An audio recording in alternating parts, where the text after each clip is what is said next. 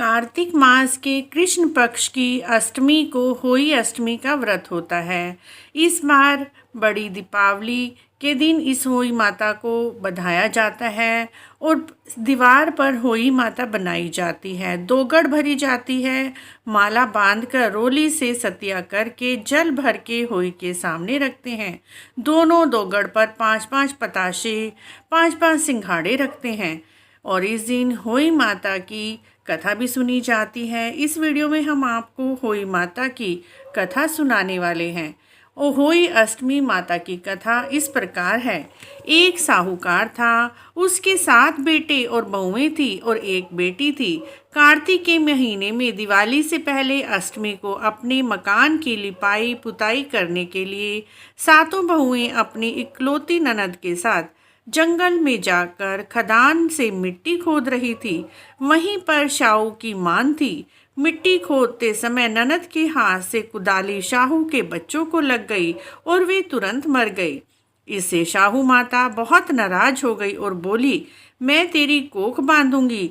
ननद अपनी सातों भाभियों से बोली, तुम में से कोई अपनी कोख बंधवा लो। तब 6 भाभियों ने अपनी कोख बंधवाने से मना कर दिया, परंतु छोटी भाभी सोचने लगी, यदि मैंने अपनी कोख नहीं बंधवाई तो सासू जी नाराज हो जाएंगी। यह सोचकर छोटी भाभी ने ननद के बदले में अपनी कोख बंधवा ली। इसके बाद छोटी बहू के जो भी बच्चा होता वह 7 दिन होकर मर जाता। एक दिन उसने पंडित जी से बुलाकर पूछा, मेरी संतान 7वें दिन ही क्यों मर जाती है, इसके लिए मैं क्या करूं? तब पंडित जी ने कहा, तुम सुरही गाय की सेवा करो। सुरही गाय शाहू माता की भाईली है, यानी बहन है।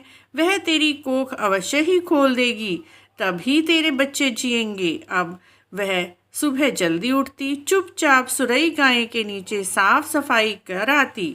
गाय एक पैर से लंगड़ी थी। गौ माता बोली, हर रोज उठकर कौन मेरी सेवा कर रहा है, आज मैं देखूंगी। गौ माता खूब सवेरे उठी, देखती है साहूकार के बेटे की बहू उसके नीचे साफ सफाई कर रही है।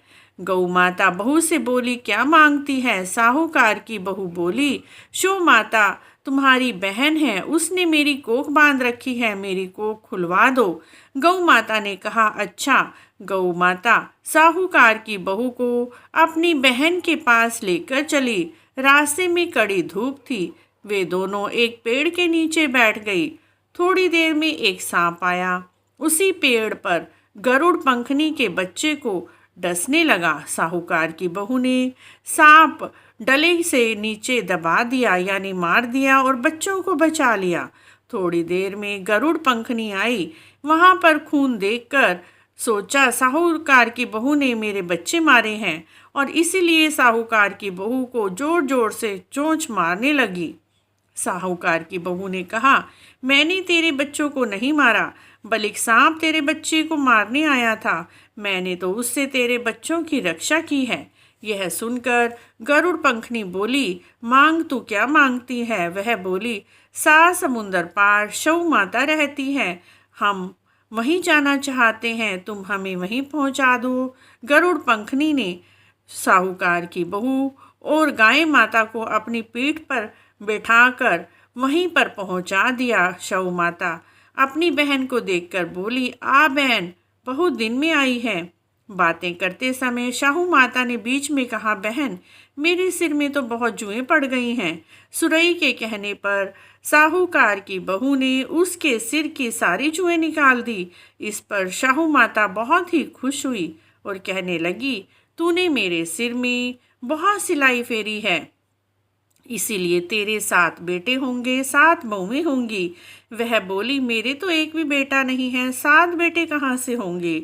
शाहू माता बोली, वचन दिया है, वचन से फिरूं तो धोबिन के कुंड पर कंकड़ी हो जाऊं।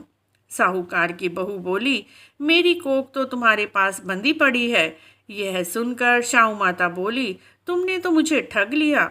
मैं तेरी कोख खोलती तो नहीं, परंतु अब खोलनी पड़ेगी। जा, तेरे घर पर तुझे 7 बेटे 7 बहुएं मिलेंगी। तू जाकर 7 उद्यापन करना, 7 होई भरना, 7 कढ़ाई करना, वह लौटकर घर आई तो क्या देखती है, 7 बेटे 7 बहुएं बैठी हैं। उसने 7 होई बनाई, 7 उद्यापन किए, 7 कढ़ाइयाँ की।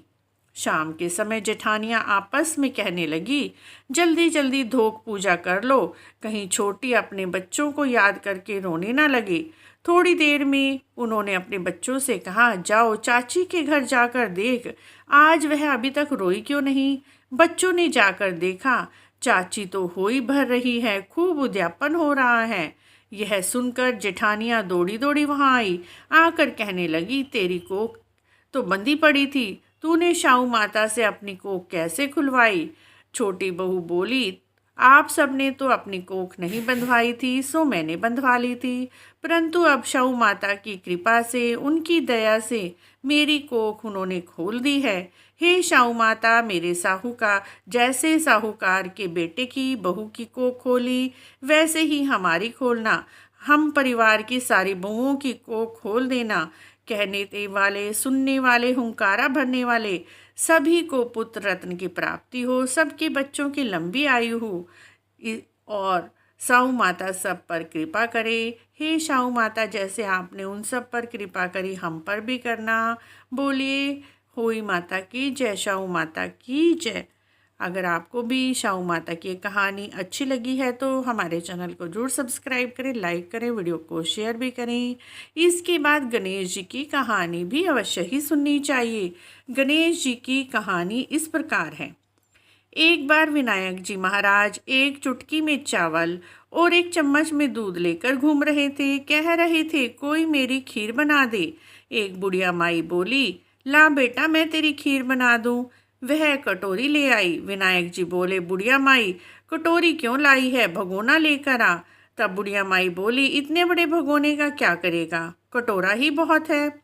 विनायक जी ने कहा, तू चढ़ा कर तो देख। बुढ़िया माई ने चूल्हे पर भगोना चढ़ाया, चढ़ाते ही दूध से लबालब भर गया। फिर विनायक जी ने कहा, मैं बाहर जा रहा हूँ, तब तक तुम खीर बनाकर रखना। खीर बनकर तैयार हो गई, परंतु विनायक जी महाराज नहीं आए। बुढ़िया माई का मन खीर देखकर ललचा गया और वह दरवाजा बंद करके दरवाजे के पीछे बैठकर खीर खाने लगी। बोली, विनायक जी महाराज भोग लगाओ। खीर खाने लग गई। इतने में विनायक जी आए। बोले, बुढ़िया माई खीर बन गई है क्या। बुढ़िया माई बोली, हाँ आकर जीम लो। विनायक जी बोले, मैंने तो जीम लिया, जब तूने जीमा था दरवाजे के पीछे बैठकर मैंने भी भोग लगा लिया। तब बुढ़िया माई बोली, आपने तो मेरा पर्दा हटा दिया, परंतु किसी और का पर्दा मत हटाना। तब विनायक जी महाराज ने बुढ़िया माई को खूब धन दौलत दी, घर खुशियों से भर गया। हे विनायक जी महाराज, जैसे बुढ़िया माई पर कृपा करी, वैसे ही इस कहानी को कहते सुनते हुंकारा भरते सब पर अपनी कृपा बनाए रखना। बोलिए विनायक जी महाराज की जय, चुटक मनार भगवान की जय। मित्रों, यदि आपको भी होई माता की यह कहानी और विनायक जी की कहानी अच्छी लगी है तो हमारे चैनल को जरूर सब्सक्राइब करें, लाइक करें, वीडियो को शेयर भी करें। कमेंट बॉक्स में जय विनायक जी महाराज अवश्य लिखें। जय गणेश जी महाराज दोस्तों।